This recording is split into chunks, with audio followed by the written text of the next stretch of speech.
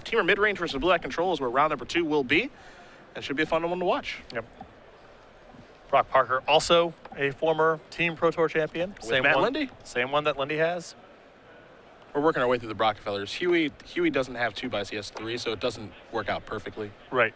We'll have to, who can we get to bridge the gap? I guess we'll have to find out. That's Nick Miller, man. Yeah. The expert. A Temple of Abandon here for Sean.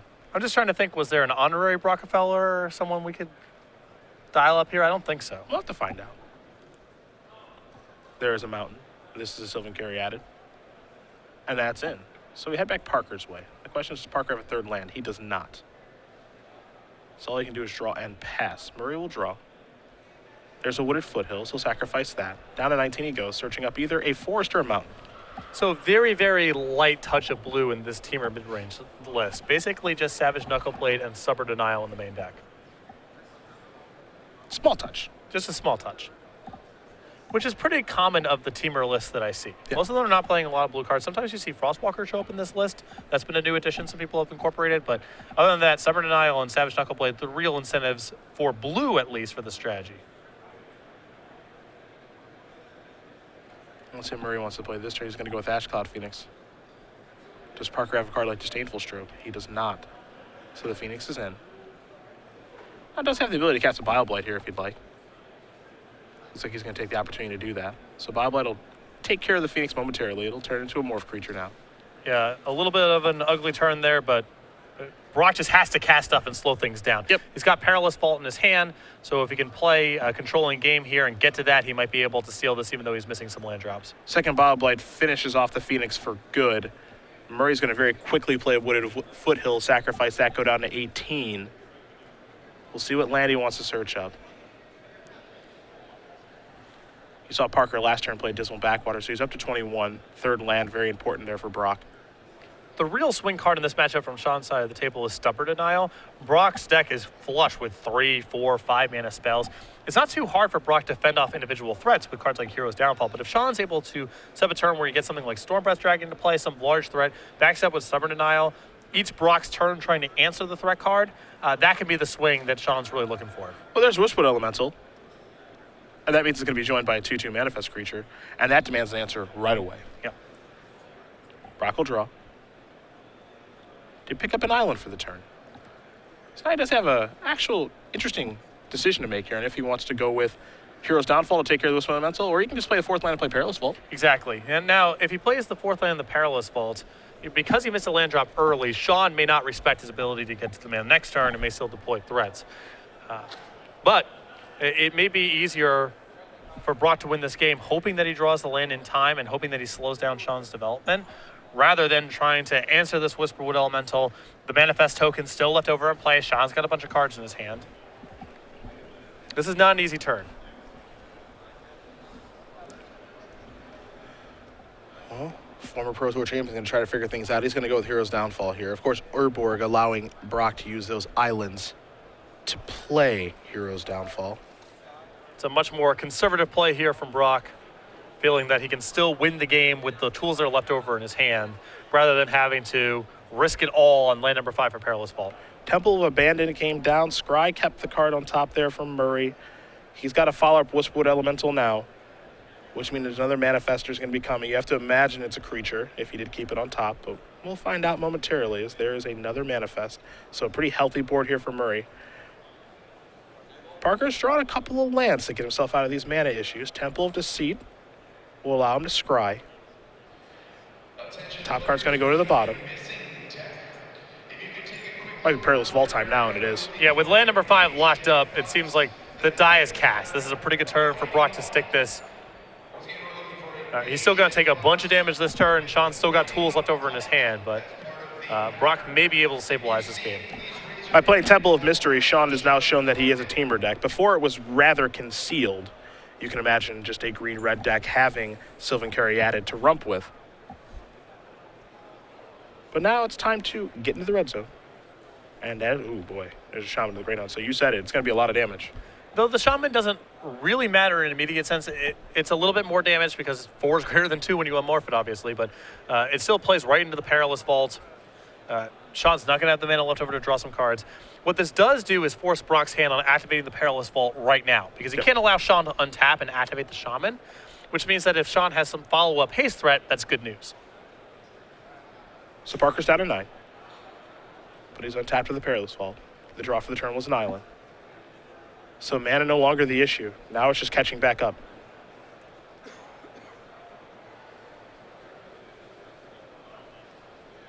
Back in my day, this was Never Nill's disc.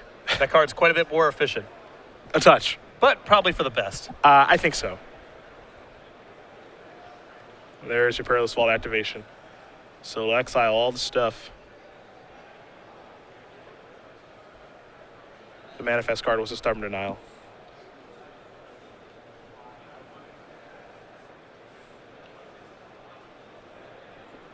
And now all Parker can do is pass the turn back and hope that nothing too bad happens. Here's a Wild Slash. Not a great sign if that's being cast right now. I'd be a little scared.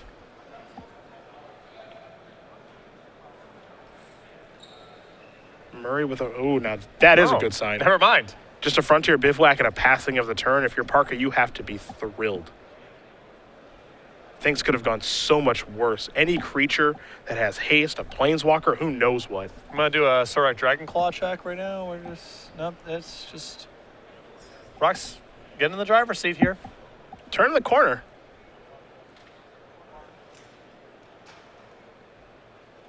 Ashiok in hand, Bile Blight 2.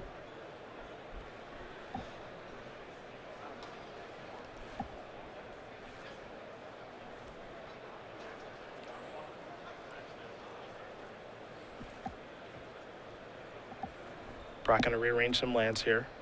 He'll go with Ashiok. Elevator going to go up, which means 3 cards are going to be turned over. And pretty good ones there in Stormbreath Dragon, Ashcloth Phoenix, and Stubborn Denial.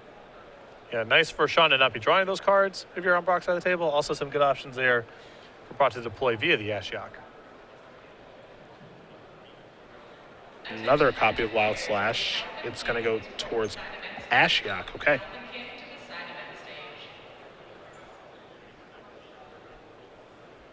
There's a copy of Sylvan Caryatid. Now, if you're Brock, you have to be feeling pretty good now, because now my opponent, if Wild Slashing and Ashiok, instead of taking me from 7 to 5, you want to control my Planeswalker, you have to imagine he's out of gas. And now gaining 2 life of the Radiant Fountain is pretty nice, too. Yeah, the big danger card from the Teamer deck in this spot is Crater's Claws. Yep.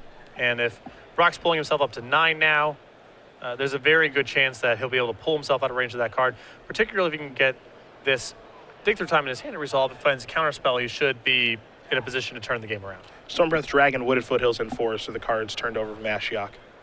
We head back Murray's way. Murray will play Yavimaya Coast. You mentioned the one card that's scary here is Crater's Claws. It's not a lethal one right now.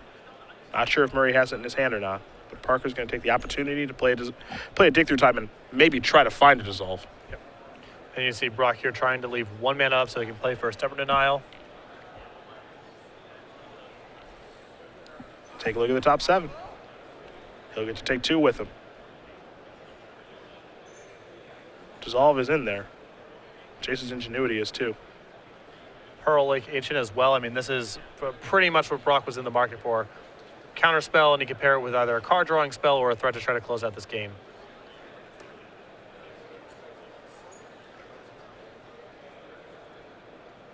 Due to the Ashiok, I think he's going to value Pearl Lake Ancient pretty low here. He does have a path to win the game. And so at that point, I think you just want to take the counter spells and try to lock it up, because there's still some dangerous cards in Sean's deck. Well, he selected his 2 cards. Dissolve is certainly one of them. Bile Blight over there. There's a Dismal Backwater. One of the things you got to like about this blue-black control deck, those lands gaining life certainly matters. It's funny, we totally gloss over mana bases when we're describing decks, but it's a huge part of matchups. Part of the reason that mono red is pretty good against decks like Abzan is because of all of the lands.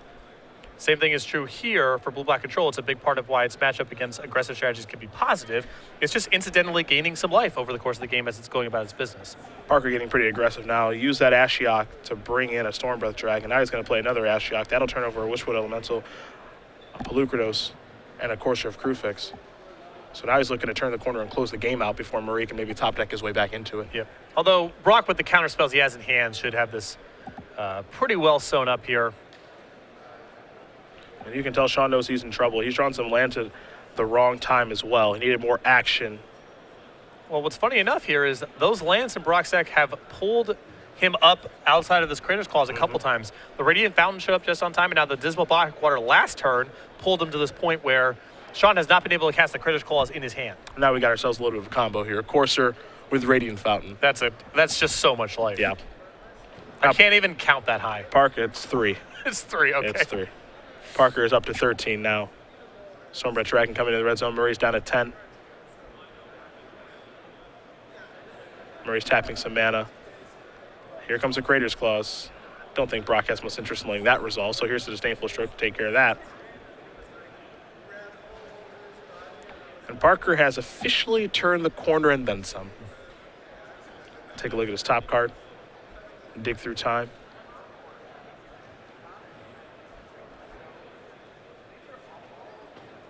In for 6. Murray down to 4. Flooded Strand. Ashiok moving up. Take a look at an Ash Cloud Phoenix, a Frontier Bivouac, and a Stubborn Denial. And with the Dissolve left in Parker's hand, he's got the old check mark on this one, it seems. Savage Knuckle the Blade, the draw here for Murray, but a little too late.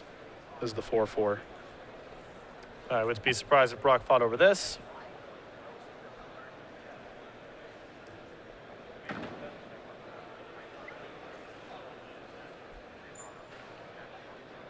Haste, beatdowns. There's a Bob Light to shrink it a little bit.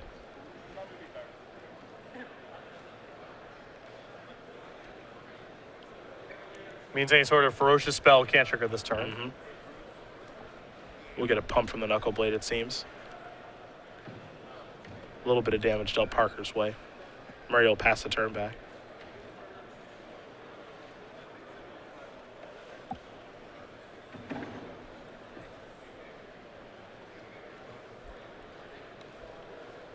So Brock will untap very cautiously as he draws a Dig Through Time, reveals a temple. And a dragon, perhaps, yes. And that will get things done for game number 1. Brock Parker wins game 1 here over Sean Murray. Blue Black Control up a game here over Team Midrange. Some mana trouble to start, but Brock drawing some lands at the right time to get the job done there. Yeah, very impressive comeback there. Sean's draw was great, too. I mean, he accelerated into some really high-quality threats while Brock was missing some land drops, but Brock able to do just enough to get to this point where Perilous Vault was stabilizing the board. Sean flooded out a little bit, and Brock was able to pull away from there. We're going to take a look at sideboards now. Sean Murray will be on the play, so we'll start with him and his 2 Barrage of Boulders, 3 Disdainful Strokes, 3 Boon Satyrs, 2 Reclamation Sage, 2 Anger of the Gods, 2 Sultai Flayers, and then a Stubborn Denial. So I'm a big fan of bringing in the additional counter spells here. The Stubborn Denial here, the 3 copies of Disdainful Stroke. I think the Boon Satyrs are also just fine as more pressure. I question cards like Corsair Crucifix and Sylvan Caryatid in this matchup because I don't think Sean can win that sort of game. So I find the most aggressive creatures you can find backed up by the most counter spells you can find. What do we have on Parker's side? A Slomgar, the Drifting Death, 2 copies of Thoughtseize, 2 Negates, 2 Perilous Vaults, 3 Drowned Sorrow, 2 Freakish Cures, 2 copies of Ashiok, Nightmare Weaver, and a Murderous Cut. I like the Slomgar. It's pretty good on offense and defense in this matchup. I think the additional copies of Perilous Vault, pretty powerful against a deck that's trying to play to the board with a lot of expensive cards. The additional copy of Murderous Cut is great here. And it's possible more Ashioks come in as well.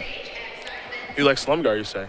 I don't think it's great in this matchup, but I think it does enough on both sides of the fence to be worth playing. Do you like Slumgar's command? I haven't seen it yet. Perfect. Now it's time. 5 mana, you get to choose 2. I'm so nice, I'll let you choose 2. Okay.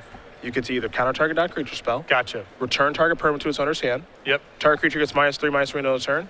Or destroy target planeswalker. I think that's going to show up, 1 copy, 2 copy, and some blue black control lists.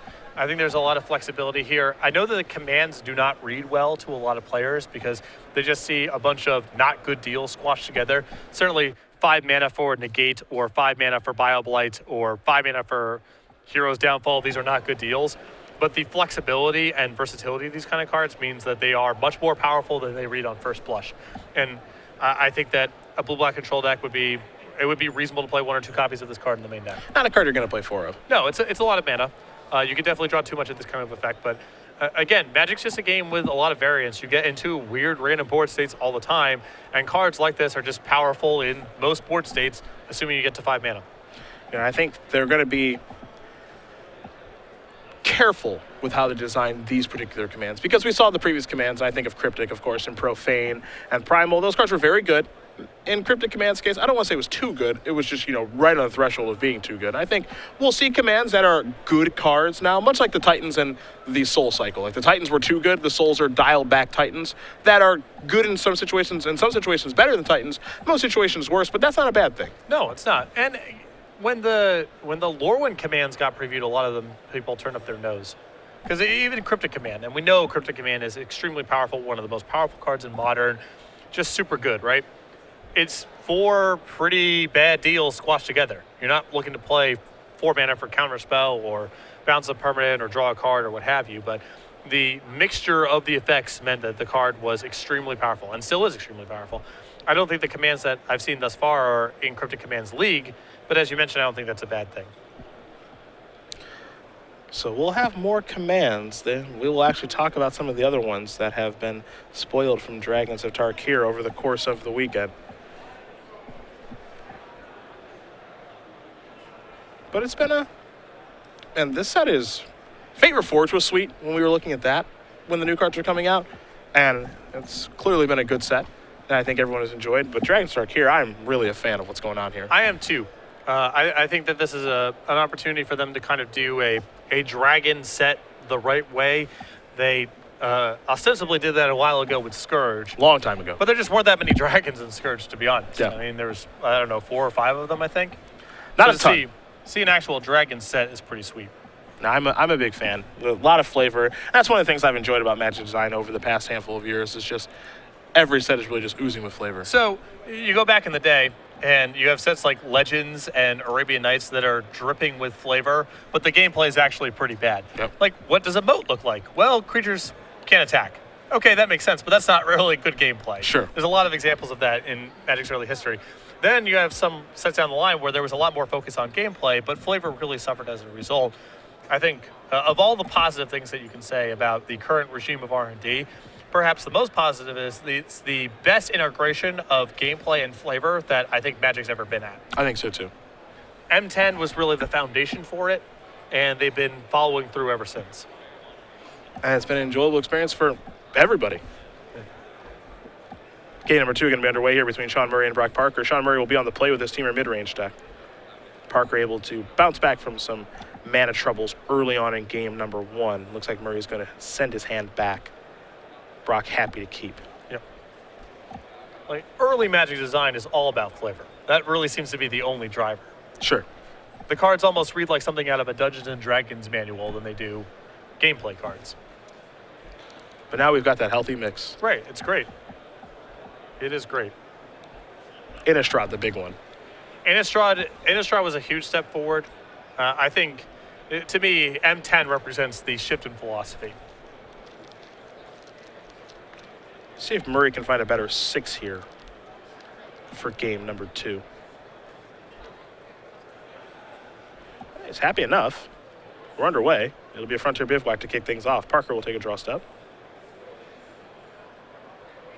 He's got some options here between Dismal Backwater or Temple of Deceit. This is another thing where you can see some advanced play. You know, I think that a lot of people they have the instinct of, I play my Scryland first. And when you watch the better players play, they will often hold their Scryland until they're looking for either a land or a spell. Right now, I think Brock is happy to draw either lands or spells, so there's not a lot of merit to scrying. Wait for the first couple draw steps. If he draws a bunch of lands, then he's looking for spells and vice versa. But no reason to rush it. A second Dismal Backwater here from Parker. It'll put him up to 22. He'll just pass the turn back. Murray's going to sacrifice his Wooded Foothills. He'll go down to 19.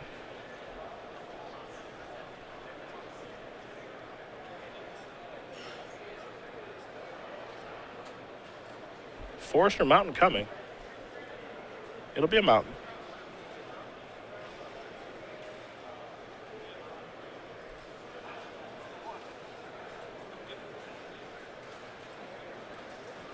And Brock's hand just flush with really powerful 3-mana plays. As long as Sean doesn't blow him out of the water here. I think Brock's got the tools to answer most of Sean's mid-game plays. See what Sean draws. Yavmai Coast will come in. Nothing to play on turn at number 3, though. So all I can do is just pass the turn back. He's got a healthy amount of 3-mana play. Savage Knuckleblade, Courser, the Morphun Ash Cloud Phoenix. Has Boonsader after sideboard, so perhaps he has that here. Because there's a Radiant Fountain from Parker. Brock up to 24. Could have had back Murray's way. Sylvan Caryatid the draw. There's a Shivan Reeve. There is Caryatid. And I think Brock is just looking to play a 1-for-1 game here. Yep. Sean's already mulliganed. So you have these dissolves, these heroes' downfalls. Just try to line them up against the scant few threats that Sean can bring to the table. Temple here for Brock. What's really nice about these answers as well, they're all underneath the Disdainful Stroke. Mm-hmm. There's a Forest for Murray. There's a real spell. Savage Knuckleblade. Brock wants to take a look, know exactly what that does. Has a lot of text after all, 3 abilities. And this was the teamer card that was all the rage during preview season. Well, it looks like it's going to be countered by Dissolve. Certainly a potent magic card, but no guaranteed value a la Siege Rhino. And the mana requirements are stricter. Yeah. 3 mana cards versus 4 mana cards are very different animals when it's asking for 3 different colors of mana. Pluto Delta's land number 5 there for Parker, and he'll pass the turn back. Murray will deploy the Wooded Foothills, and now here's a Whisperwood Elemental. Daring Parker to have an answer. You can see, however, there is a Hero's Downfall in hand. Looks like a couple of them, actually. The risk here is that once the 4-power creature gets into play, suddenly Stubborn Denial is online. And there is Stubborn Denial. You mentioned it right away. So Parker let it in. And you have to imagine before the manifest trigger occurs. At the end of the second main phase, Hero's Downfall this. But Murray at the ready with a Stubborn Denial. And now he's going to get a manifest out of the deal. And perhaps the Dissolve would have been better. Well, the Dissolve is much more flexible in a general sense. Mm-hmm. So there's risks in both directions. But Brock does have the tools to answer the Whisperwood Elemental and mostly ignore the manifest creature for the time being, but that was the risk with the line of play that Brock took. Stubborn Denial became an issue, and now Whisperwood Elemental's in play and has made 1 token. You can see Bioblight plus Downfall in Brock's hand, so again, this is not going to be the end of the world in any case. But Well, there is the Blight. Savage Knuckleblade was the manifest creature. Now Parker will draw. Prolongation of the draw step.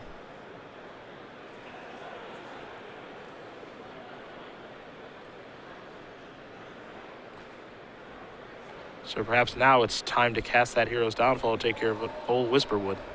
Yeah, you can tell the concern here is that Brock has Dissolve, and without a 6 mana means the Dissolve's down, but he can still hold up Disdainful Stroke, and Disdainful Stroke probably handles anything powerful Sean can bring to bear. Well, there's a Courser. That's underneath the Disdainful Stroke shield. But not something that Brock particularly cares about. Frontier Bivouac will come in. Courser will trigger. Murray's up to 20. We'll have to see the top card, of course, of Murray's deck here from the Courser. And now it's a Disdainful Stroke.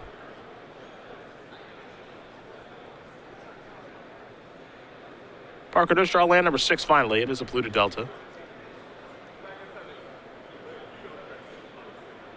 So that'll come in.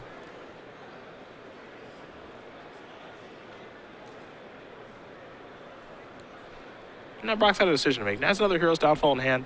2 counter spells and Disdainful Stroke and Dissolve, and then the Prolongation to try to close the game out with, and he'll just pass the turn back.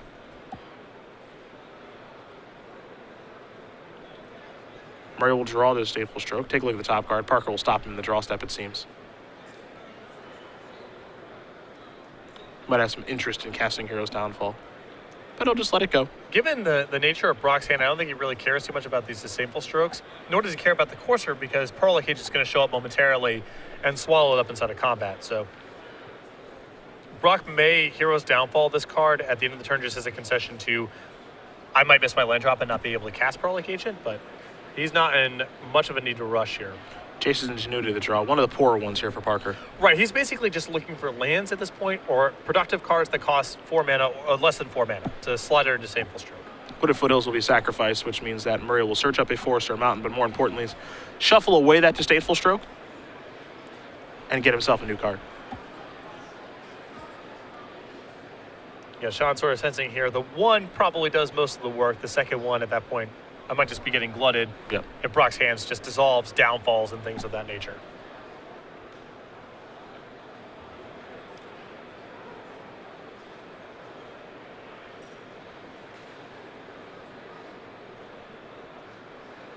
Top card, Manic Influence. That'll be the draw step.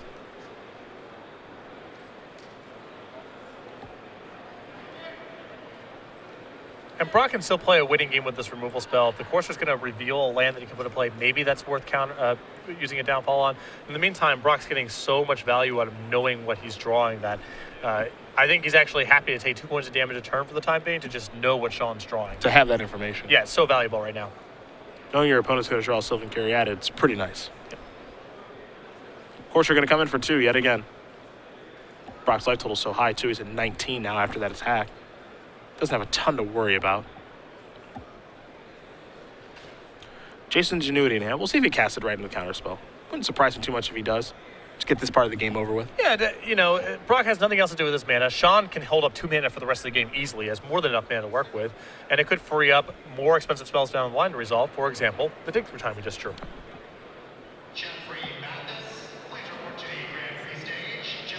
Dig Through Time, the draw step there for Parker. Looks like he might try to cast it right now, knowing that nothing threatening is coming next turn. Exactly. He can still hold up Dissolve, and he knows the draw step's dead anyway because it's a Caryatid coming. And Brock would really like to find just more lands so he can get Pearl Location to play, wrap the game up. Dig Through Time, Disdainful Stroke, which we might see Parker now fight back with a Dissolve. Especially because that's Murray's last card. Exactly. This is a pretty attractive card to fight over, I feel like, because you know next turn's clear. You still have the Disdainful Stroke that catches Sean's big plays. And finding lands or just more counterspells or whatever off this Dig Through Time is very, very good for Brock. And he will sacrifice Blue to Delta. Sullen Island will be coming into play in just a moment. And there it is. And in combination with the Temple of Deceit, that's the 2 blue necessary to cast a Dissolve here on the Disdainful Stroke, which means that the Dig Through Time will resolve. And this is part of the reason that Brock has left the Courser in play for as long as he has. It would be dangerous to tap out right here if you didn't know Sean was drawing Caryatid, you know? Sean finds something like Ash Cloud Phoenix or Storm Breath off the top, and maybe the game gets away from you. So the information that he's getting from Sean's draw step right now, very valuable in allowing him to be aggressive in pushing through this Dig Through Time. Taking a look at the top 7, there are lands in there. There's also Perilous Vault and Jason's Ingenuity.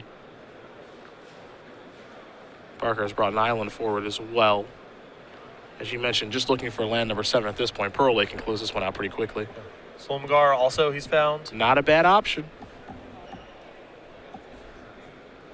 Even if, you know, Solmgar gets a lot of attention for token matchups in Elspeth, but the thing is just freaking huge and really hard to kill. Yeah.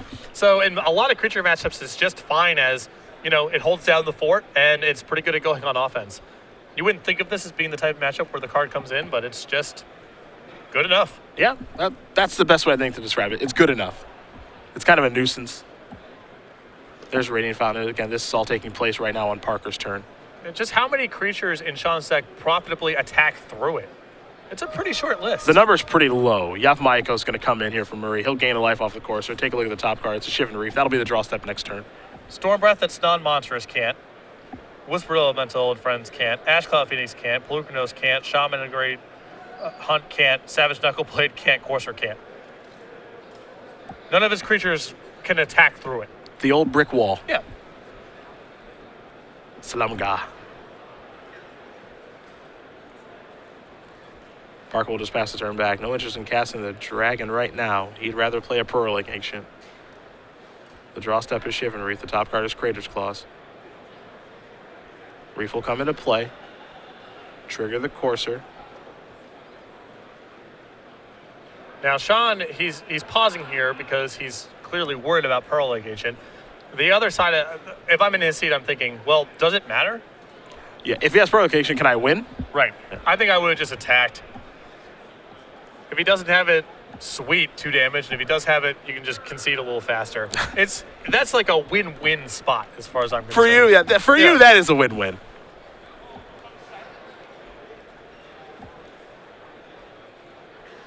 There's the old 6-7 Leviathan. It's coming into the red zone right now.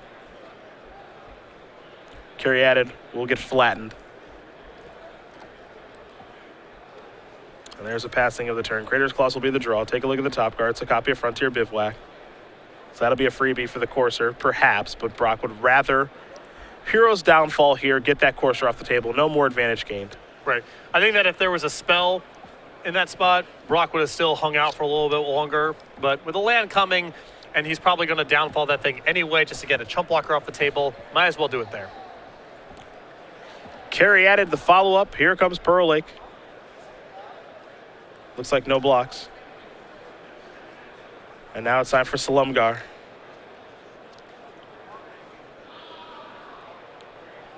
Murray will play that Frontier Bivouac. No Courser in play, so no life to be gained.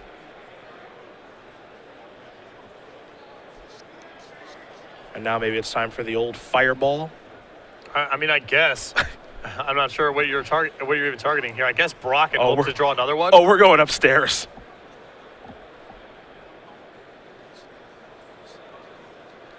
All you can do is hope for the best here. They do see Salumgar the Drifting Death. Disdainful Stroke's going to take care of the Crater's Claws. And after a few more attacks here, Brock Parker is going to move on to 2-0. That's a prowess trigger. All day. That's a prowess trigger. That's just good sequencing. Yep. Gets in that extra point.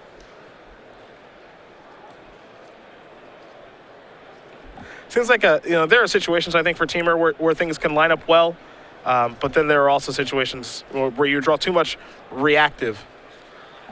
I think it just has to be Knuckle Blade with Stubborn Denial. I think that's the recipe. It's not easy for them to answer that card. Wishwood Elemental will be cast here by Murray. I agree Knuckle Blade is difficult for them, and Stubborn Denial is quite good, and some other counter spells are good too, as Murray's going to extend the hand. Brock Parker's going to win this match 2-0. Blue-Black Control will take care of Teamer mid-range. But it does seem like a pretty tough matchup for Teamer. I think it's very challenging to beat Blue-Black Control and similar decks by trying to go big. And sideboard plans that involve Stormblood Dragons and Sarkans and such, I'm very skeptical of because of Disdainful Stroke and just because their advantage as the game goes later. So I think Negates and Stubborn Denials can be good, but if you're not backing them up with a lot of early pressure, I don't think they're going to be potent. The things have to align really, really well for that stuff to matter. And you saw in Game 1, Brock was even missing land drops. And that mixture of 4 and 5 mana threats backed up by some burn spells, by some counter spells, was not enough to get the job done.